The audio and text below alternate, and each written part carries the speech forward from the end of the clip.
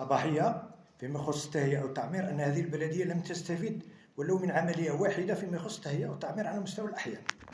هذه البلدية أيضا لديها ملعب بلدي واحد وغير معشوشة طبيعيا وليست به مدرجات، ولو أن هذه البلدية بلدية نائية وبامتياز ولها شباب طموح ولها فرق مسرحية ولها شباب يعني حقيقة يطمح كثيرا إلى الولوج إلى عالم الثقافة والرياضة.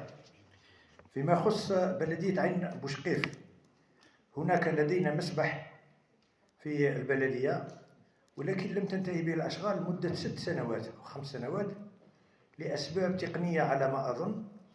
وبعد الاتصال بمديرية الشباب والرياضة اتضح أن الإخوان يقومون ببعض المبادرات لإعادة الانطلاق الأشغال من جديد وتسليم هذا المسبح.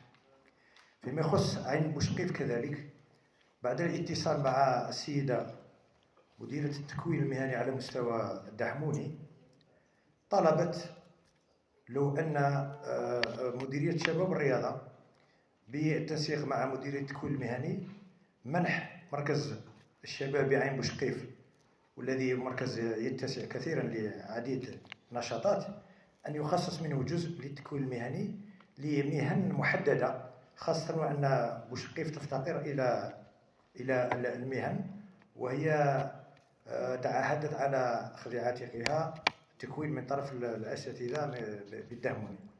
هناك بلدية أخرى، بلدية نائية أيضا، وهي بلدية عين السبعين، وهي بلدية ريفية بامتياز، لديهم ملعب بلدي.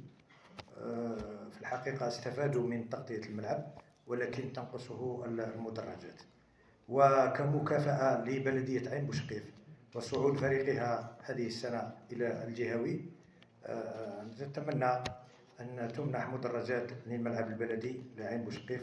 وشكرا سيد الوالي، والسلام عليكم ورحمة الله تعالى وبركاته.